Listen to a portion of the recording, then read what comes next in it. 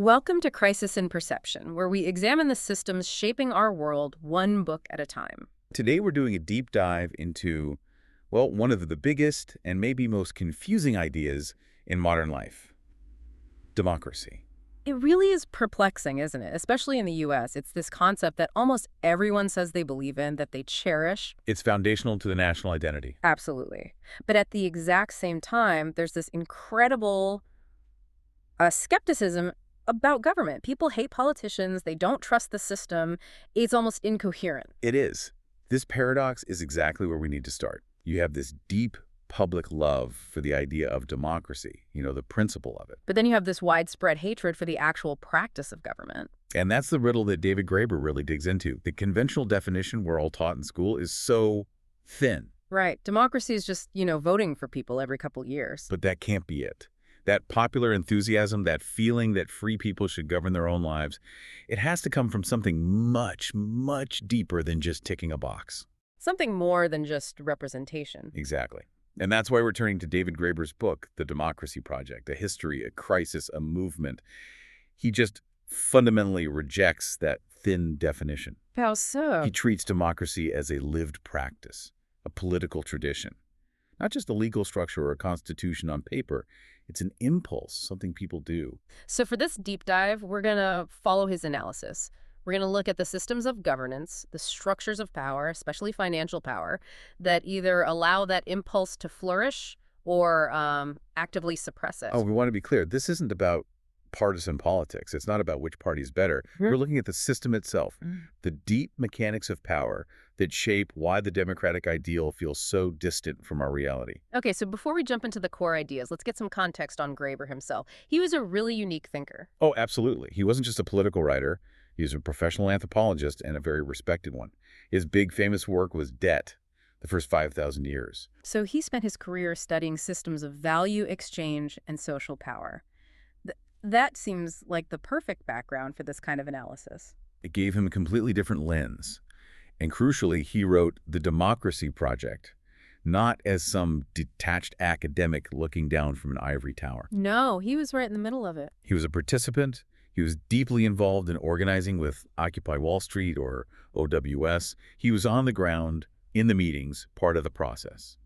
I love how he describes his role there. He said he was often a bridge between camps. It's a great image, isn't it? Because you had all these different groups in Zuccotti Park. You had the hardcore anarchists, the socialists, liberals who were just fed up, people who were just curious. And he was someone who could, translate between them. That direct experience is what gives the book its power. And you have to remember, the moment it was written, this was right after the camps were evicted, published in 2013. The 2008 financial crash was still this giant open wound. And the feeling in the air wasn't just anger, it was powerlessness. A real sense of it. A profound sense of impotence. Graeber makes a huge point about the political mood in the summer of 2011, right before Occupy kicked off. All the talk in Washington and in the media was about the debt ceiling crisis. Oh, I remember that. The grand bargain. The grand bargain, exactly. And what did that mean? It meant a deal to cut Medicare, cut Social Security. The message, relentlessly, was that sacrifices had to be made. But the sacrifices were only ever demanded from one group of people? Never from the rich. Never from the banks that actually caused the crisis. The assumption was that average families had to pay the price. The entire political class seemed to be celebrating this idea of making tough choices that only hurt the vulnerable. It was like the system was openly admitting its purpose, to protect the powerful and make everyone else bear the cost. And then into that atmosphere of pure cynicism, Occupy happens. Yeah. And it just shatters that consensus by showing a different possibility. It showed people governing themselves right there in a park. And the reaction from the state tells you everything you need to know.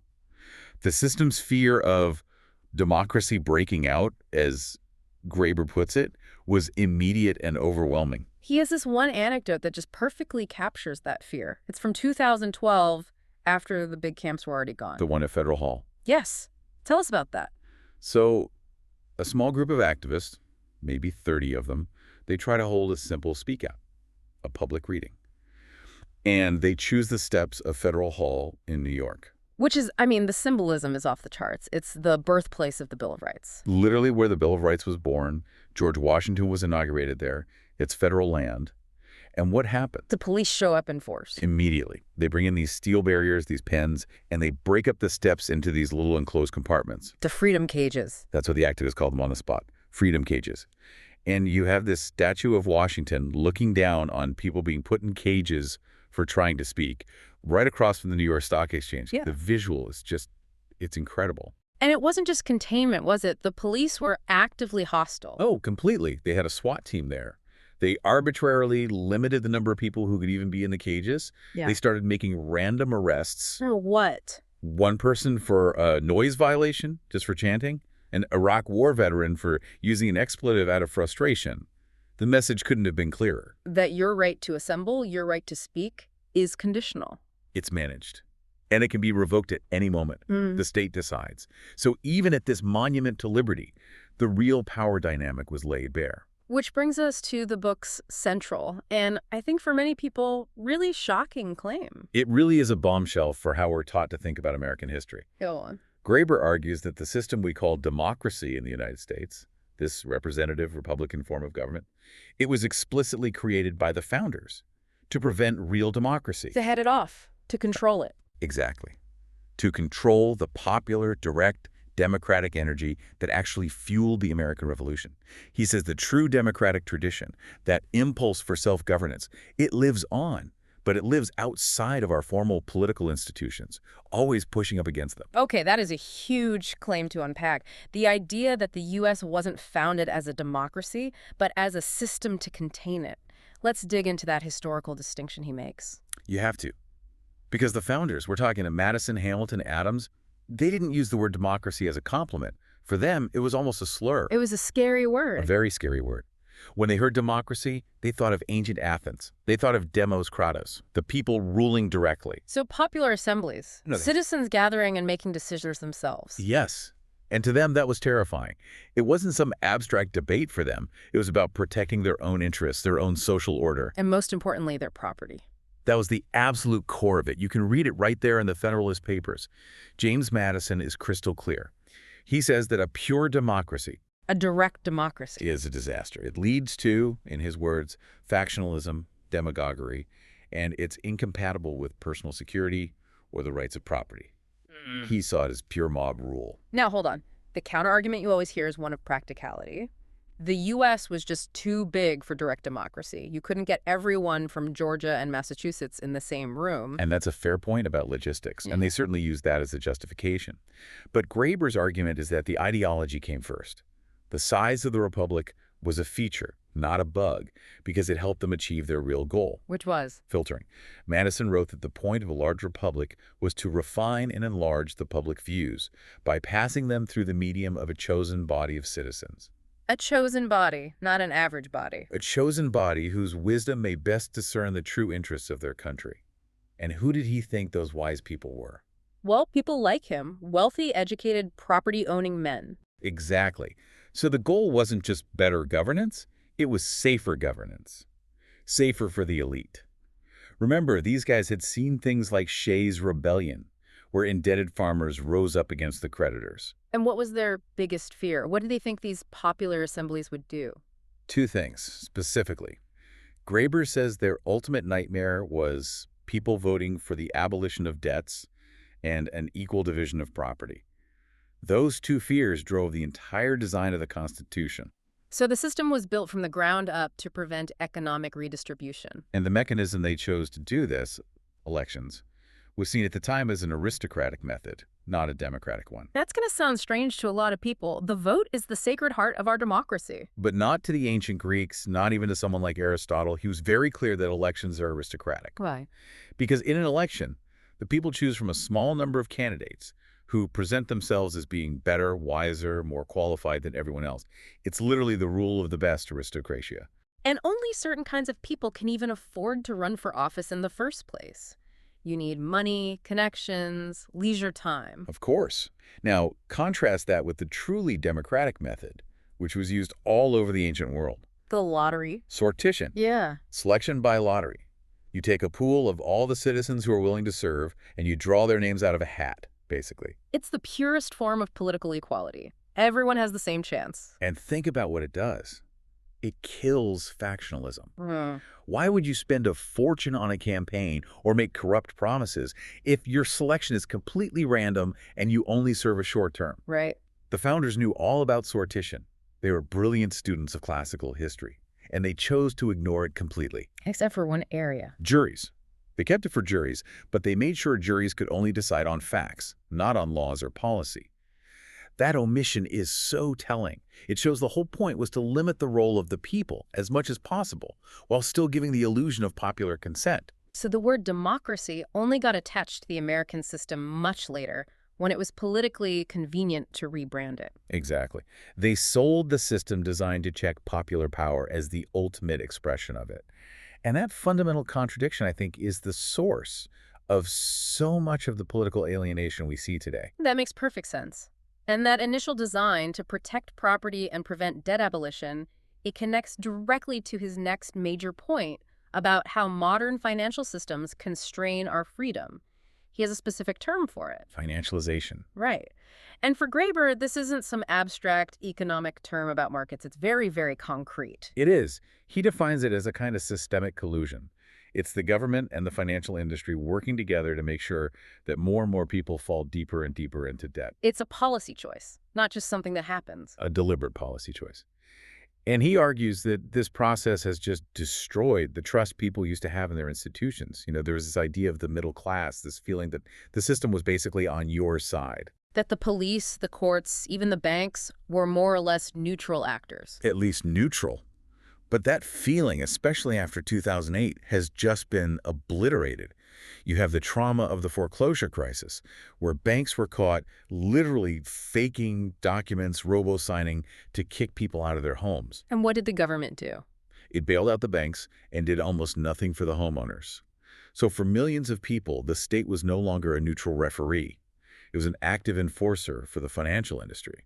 It was the repo man. And he gives these really powerful, everyday examples of how this extraction works. It's not just mortgages. No, it's woven into the fabric of life. Take professional jobs. To be a pharmacist or a nurse now, you often need an advanced degree that costs a fortune. Which means student loans. Huge government-backed student loans. Mhm. So a huge chunk of your future salary is automatically funneled directly to the banks. Your professional ambition becomes a revenue stream for Wall Street. He also talks about it at the local level with cities and towns. Yes, this is fascinating.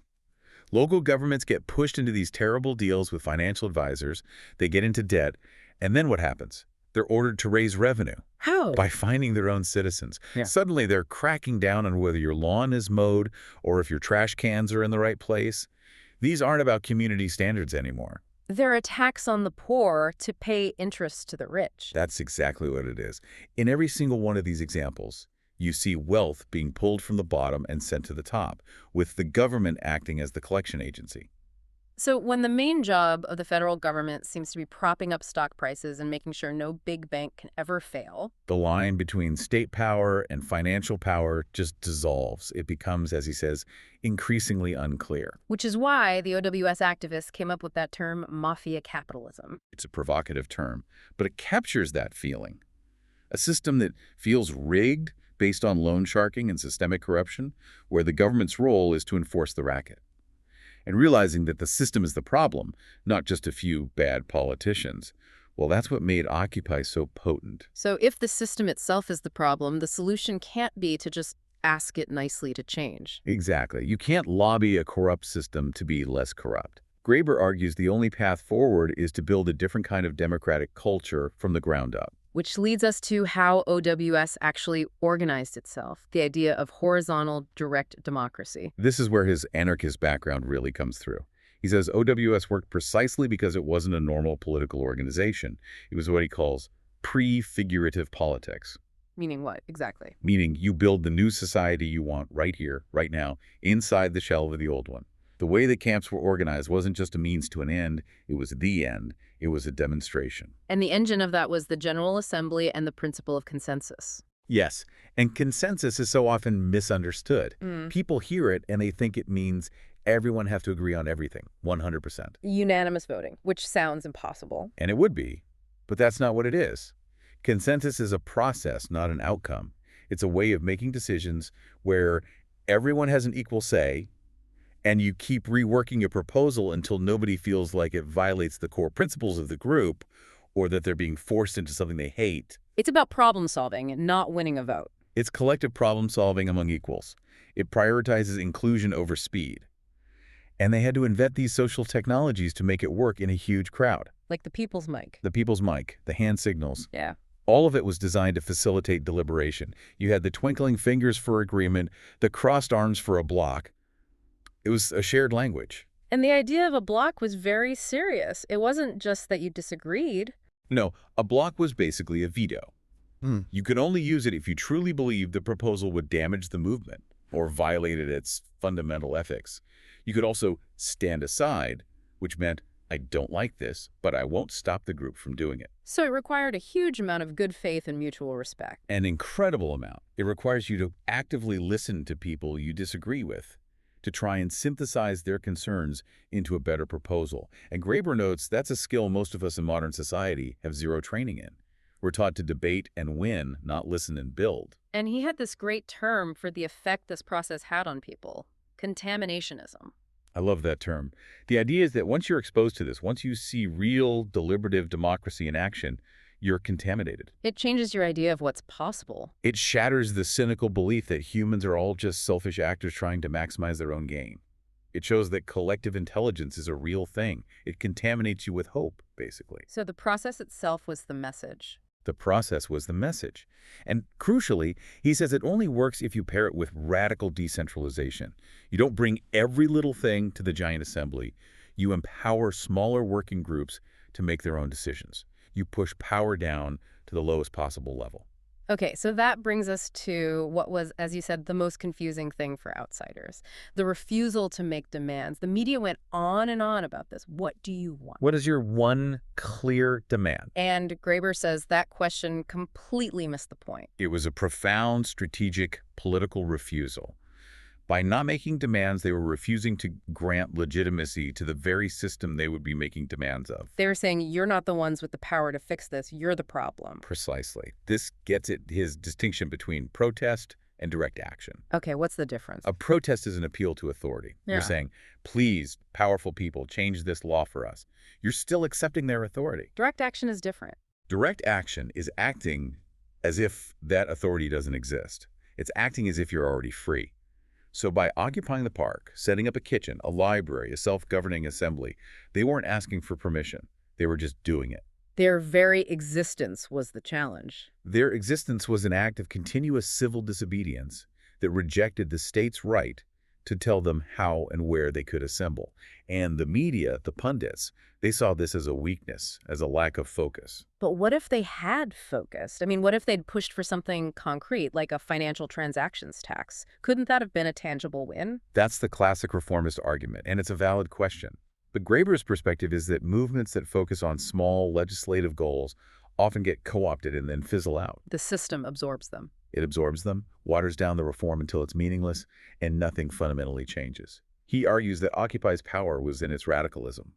Its power was in saying the entire game is rigged, and we refuse to play. So the goal wasn't to win a small battle, but to change the entire conversation. To change the playing field. They shifted the problem from, we need a few better policies, to the entire system of financialized government is structurally corrupt. And he argues they wouldn't have had nearly the impact they did if they had just followed the advice of newspaper columnists and tried to work within that broken system. So that occupation of public space, inspired by what they saw in Egypt and Greece, it wasn't just a tactic, it was a philosophical statement. It was. And it created this fascinating common ground. You had liberals who saw it as classic civil disobedience in the tradition of Thoreau or King breaking an unjust law to highlight a moral principle. And then you had the anarchists, who saw it as rejecting the legitimacy of law altogether. But both groups could agree that their actions were justified by a moral order that stands above the state's laws. which brings up this fundamental contradiction in the modern state that he points to. The paradox of sovereignty. It's brilliant. Think about it. Where does the U.S. government get its legitimacy? From the American Revolution. Which was a massive, illegal, popular uprising, an occupation, if you will. The state's power comes from a past act of illegal rebellion. So the paradox is that the state now uses its police power to crush the very thing that gave it birth. Exactly. It suppresses the very mechanism of popular assembly and uprising that, in theory, grants it the right to rule in the first place. Graeber's point is that real constitutional change never comes from the government voluntarily. It doesn't grant freedom. Freedom has to be taken. It has to be taken by people acting on moral principles that might be, at the time, illegal. When a community like Zuccotti Park springs up, based on mutual care instead of coercion, it challenges the state's monopoly not just on violence, but on legitimacy itself. It offers a glimpse of another way to be. Okay, let's shift into a more explicit systems analysis here. Graeber's argument is that this democratic deficit we all feel isn't an accident. It's not a bug. It's a feature. It is entirely structurally produced. The whole Republican system, propped up by financial power, is designed to manage public participation, not to enable it. To give the feeling of input without the reality of power. Precisely. And this is rooted in a very specific and very limited idea of what politics even is. Our system assumes that politics is just a competition between people who have pre-existing interests. So you come to the voting booth already knowing what you want, and you pick the person who best represents that interest. Right. There's no room in that model for deliberation. There's no room for people to come together, listen to each other, and maybe change their minds or invent a new solution together. It's a zero-sum game of competing interests, not a creative process of collective problem-solving. And if that's your model, the only solutions that ever get considered are the ones that already fit inside the existing box. It systematically weeds out anything truly radical or transformative. And he says the media plays a huge role in maintaining this box. A critical role. He argues the job of the mainstream media, especially in a crisis, is to convince the public that everyone else is a moderate, that their angry, radical feelings are an anomaly. They create the myth of the swing voter. This mythical centrist who is worried about everything, but not too passionate about anything. And by constantly talking about this person, they make everyone else feel isolated. They suppress radical ideas by making them seem fringe, even if a majority of people secretly hold them. It's a very effective form of ideological control. So if the system is designed this way, we have to ask the classic question, who benefits? Cui bono? Graeber is unflinching on this. The beneficiaries are the 1% and the global financial architecture that serves them. And he says their power rests on two pillars of coercion. Two pillars. At home, it's the police and the courts, enforcing debts and repossessing property. That's the domestic side. But the global dimension is the one we often miss. This is where he gets into things like the Bretton Woods system and this concept of seigniorage. It sounds technical, but it's actually quite simple and devastating. The U.S. dollar is the world's main reserve currency. Right. Oil, for example, is priced in dollars. So every other country in the world needs to hold huge reserves of dollars to participate in the global economy. And how do they hold those dollars? They buy U.S. government debt, treasury bonds. Exactly. The whole world is effectively forced to lend money to the U.S. government.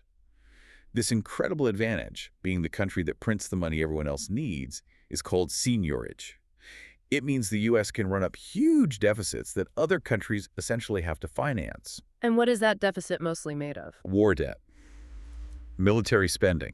So you have this circular system, the world funds America's military, and America's military patrols the globe, ensuring the stability that keeps the dollar on top. It's an imperial tribute system, just dressed up in the language of finance. That's precisely what he calls it. And he notes that if you say this in polite company in the U.S., you sound like a paranoid conspiracy theorist. But anywhere else in the world. It's just considered obvious. It's a plain reality of how the global system works. The power of Wall Street is inseparable from the power of the Pentagon. It's one unified system of coercion. So when a movement like Occupy emerges and challenges that system, what's the standard response? It seems like it's less about just crushing them physically and more about crushing their spirit. It's psychological warfare. He says the number one priority of the powerful is to make protests feel useless, to make the participants walk away feeling defeated and foolish. He tells that story about the IMF protests in Washington back in 2002. It's an incredible story. The protesters had a goal: shut down the IMF meetings, and the government brought in such overwhelming security, they locked down the whole city. So what happened to the meetings? The meetings were effectively canceled. They had to be held online. So technically, the protesters won. They achieved their goal. But the government didn't let them feel like they'd won. Not at all. They made sure the protesters were penned in miles away, that they felt totally ineffective. Graeber says the government decided it was more important to inflict a symbolic defeat on the movement than it was for the IMF to actually hold its meetings. Wow, that shows you what they're really afraid of. It's not a canceled meeting, it's the idea that collective action can work. That's the real threat. And this fits into the larger political success of neoliberalism. He points out that economically, it's been pretty mediocre. Global growth was higher in the 50s and 60s. But politically, Politically, it has been a spectacular success. It has convinced a huge portion of the world that this specific form of hyper-financialized capitalism is the only possible system. There is no alternative. and to achieve that, he says, required a relentless campaign against the human imagination. A beautiful and terrifying phrase. A campaign to convince us that the only place for freedom and creativity is in what you buy or what you do online. Not in the public sphere, not in collective action. So when Occupy created a real-world, non-commercial, democratic space, it was a direct assault on that campaign. A direct assault. And the system's response was swift and coordinated.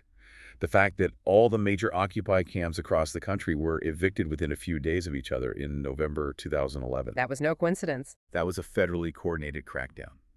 And the media narrative that accompanied it was key to the delegitimization strategy. Right. Suddenly all the stories were about sanitation problems, sexual assaults, violent anarchists. The goal was to paint the camps as dangerous, chaotic places that needed police intervention to protect the activists from themselves. It was a way to destroy the movement's moral authority. And the ultimate betrayal, in Graeber's view, came from the liberal establishment. Yes, he talks about this tacit bargain that exists between radicals and liberals.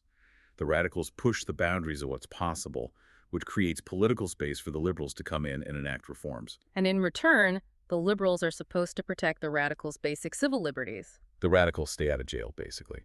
But when the police moved in on OWS, the liberal establishment just looked the other way. They got the shift in the national conversation that they wanted, and then they abandoned the people who made it happen. For the organizers, that was the final proof that the whole system, including its liberal wing, was a dead end. Okay, so let's bring this into the present. The camps were cleared, but the issues didn't go away. The energy didn't just vanish. Not at all. In a way, Occupy was so successful because the political order had already delegitimized itself. Remember, congressional approval ratings were already in the single digits before Occupy. The public was already there.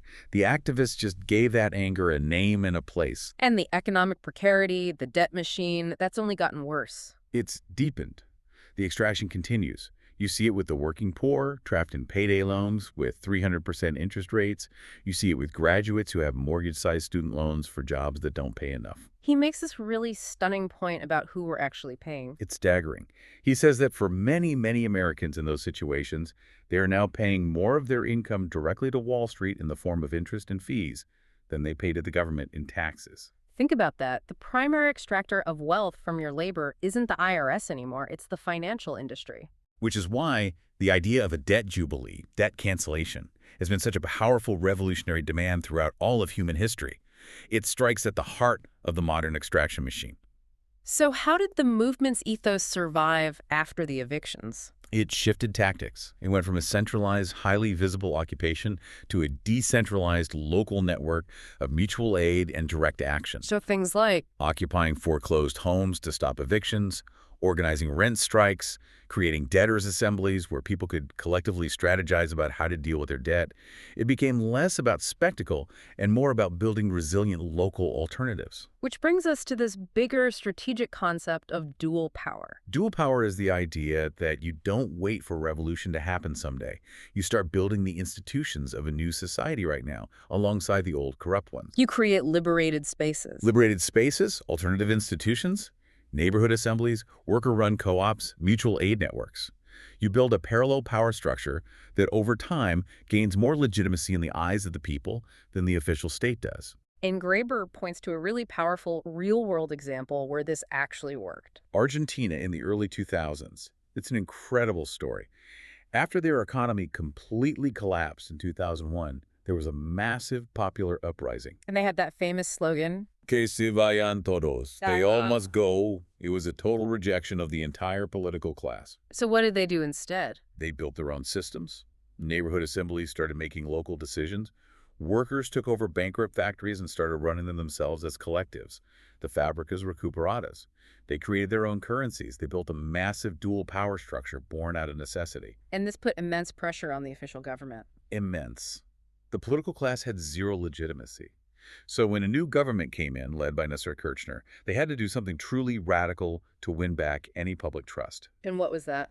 They defaulted on a huge portion of their international debt to the IMF and other institutions, an act that was considered unthinkable. And they could only do it because the people had so thoroughly delegitimized the old way of doing things. It's exactly.